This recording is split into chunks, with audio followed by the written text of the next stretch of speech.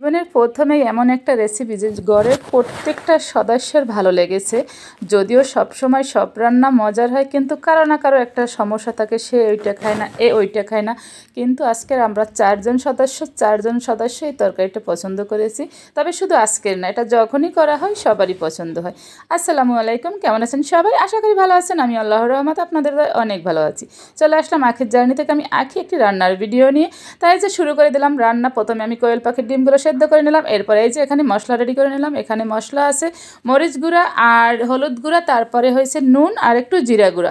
আর এটা গুঁড়া দেয় না আমি কখনো, আমি বাটা মরিচই খাই। যেহেতু আমার বাটা মরিচটা শেষ হয়ে গেলে তখন আমি গুঁড়োটা এভাবে গুলিয়ে খাই। তাই যে কোয়েল পাখির ডিমগুলো ছিঁড়ে নিলাম। এরপরে এগুলোকে আমি ভালোভাবে ভাজবো না, বেশি ভালোভাবে ভাজলে না ডিমগুলো শক্ত শক্ত হয়ে যায়, খেতে ভাল লাগে না। তো হালকা একটু ভেজে নেব প্রথমে ডিমগুলো। তো ওখান থেকে যে মশলা মাখানো ছিল একটু দিয়ে দিলাম কালারের জন্য। এরপরে এই যে আজকের পরিমাণে কিন্তু একটু বেশি আলু নিয়েছি। আমি কিন্তু এই রান্নাটা কালকেরও করেছি, এত মজা হয়েছে যে মানে মেয়েরা বলতেছে আমি এটা আবার রান্না করো। তাই যে এখানে একটু পেঁয়াজ আর রসুন কুচি পরিমাণে পেঁয়াজ কুচিটা একটু বেশি নিয়েছি, কারণ রান্নাটা না একটু জাল জাল মিষ্টি মিষ্টি এরকম খেতে ভালো লাগে। এখানে আমি ক্যাপসিকামও ইউজ করেছি। তা এই যে আমি এটা এখন ভালোভাবে একটু কষিয়ে নেব, লাল লাল করে আর কি।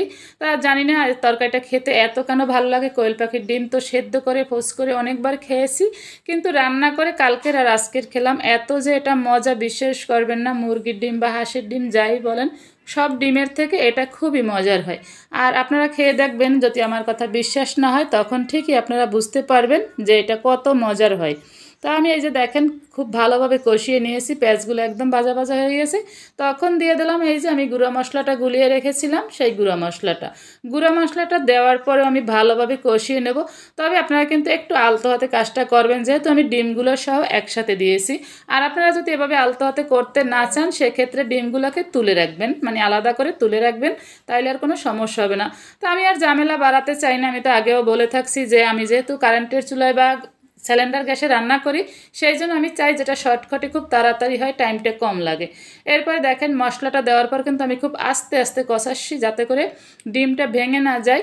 আর এই যে দেখেন মানে ডিম কিন্তু একটা ডিমও ভাঙে নাই, সব ডিমগুলো আস্তে আছে।